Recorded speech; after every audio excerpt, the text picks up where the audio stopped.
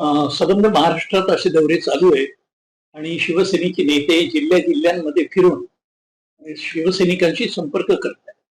खरं तर शिवसैनिकांमध्ये आणि पदाधिकाऱ्यांमध्ये जागरूकता आहेच आणि ते क्रियाशील आहेत, पण ते अधिक त्याला गती देण्यासाठी, वेग देण्यासाठी आणि आताचा जो काळ आहे त्याच्यामध्ये लोकांची सुखदुःख काय, काय अडचणी आहेत त्या लक्ष देण्यासाठी हे अशा प्रकारचे मेळावे घेऊन त्यांना मार्गदर्शन केलं जातं आणि त्याच्यातून सामान्य जनतेशी जास्तीत जास्त संपर्क ठेवण्याचं जे आमचं मुख्य कार्य आहे ते कार्य जास्त वाढवण्याचा हा प्रयत्न.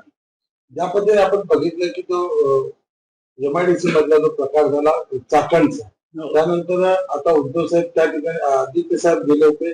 आता पुण्यातीलच रस्त्यांसंदर्भात आजही आदित्य ठाकरे त्या परिसरात जात आहे. पुण्याच्या परिसरात नक्की काय सांगाल या उद्योग व्यवस्थेची जी अवस्था झालेली आहे? आपण उद्योग मंत्री सुद्धा राहिले. मी उद्योग मंत्री होतो आणि त्यावेळेला आमचा प्रयत्न असा असायचा की जास्तीत जास्त उद्योग महाराष्ट्रात यावेत आणि असलेले उद्योग टिकावेत.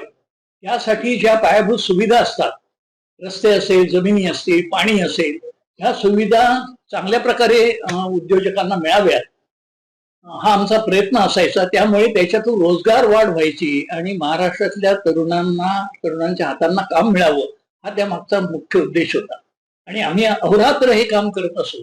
स्वतः मुख्यमंत्री म्हणून उद्धव साहेबांचं याच्यात बारकाईने लक्ष असायचं आणि मी उद्योग मंत्री म्हणून एकही दिवस परिषदा, बैठका, संपर्क ह्याच्यापासून दूर राहिलो नाही. सतत महाराष्ट्रभर आमचे हे असे संपर्क दौरे चालू असायचे. आता तसं काय होताना दिसत नाही आणि त्यामुळे रस्ते कसे आहेत उद्योगांचे हे पाहायला सुद्धा कुठल्या मंत्र्यांना वेळ नाही. त्यांना असे काहीतरी घटना घडली आणि मोठ्या बातम्या आल्या की मग ते धावपळ होते. हे चुकीचं आहे. सदैव आपले रस्ते काय, पायाभूत सुविधा, उद्योगांना काय पाहिजे, जमिनी पाहिजे, पाणी पाहिजे, रस्ते पाहिजे, एवढ्या 2-3 गोष्टी जर चांगल्या दिल्या तर उद्योग महाराष्ट्रात येतील आणि जे बेकार तरुण आहेत त्यांच्या हातांना काम मिळेल. हे आपलं कार्य चालूच राहिलं पाहिजे. परंतु अलीकडे ह्या गोष्टीकडे पूर्ण दुर्लक्ष झालेलं आहे आणि हे राजकीय पक्ष जे आहेत, सत्तेतले पक्ष, यांचं फक्त सत्ताकरण चाललेलं आहे. जनतेला काय हवंय, त्यांची काय अडचणी आहेत त्यांच्या, याच्याकडे पाहायला त्यांना वेळ नाही आणि म्हणून नाईलाज म्हणून विरोधी पक्षांना किंवा उद्धव साहेब आहेत, आमचे राज साहेब आहेत, आदित्य आहेत, ह्या सर्व मंडळींना भागाभागात जाऊन ह्या जनतेच्या दुःखांकडे लक्ष द्यावं लागतंय.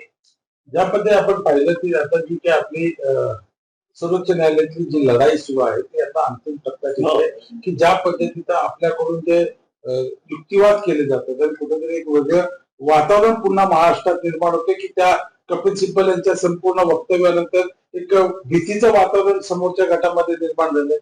बरोबर. कपिल सिब्बल यांनी अशा प्रकारे प्रभावी युक्तिवाद केलेले आहे, एक प्रकारे हल्ले केलेले आहेत की त्यामुळे समोरचे जे आहेत विरोधक ते गडबडून गेलेले आहेत. त्यांना त्यांचं अस्तित्व टिकवणं कठीण आहे. एक तर सगळ्या खोट्या आधारावर आणि बेईमानीवर आधारलेलं असं त्यांची ती फूट होती. त्यामुळे ती आता उघड होते आणि न्यायालय सुद्धा ह्याच्यामध्ये नक्कीच लक्ष घालून जो उचित न्याय आहे तो मिळेल याच्यामध्ये आणि लवकरच आमचं जे गमावलेलं आहे पक्षाचं नाव, पक्षाचं चिन्ह हे आम्हाला मिळेल, उद्धव साहेबांना मिळेल याची मला खूपच आशा नवी खात्री वाटते.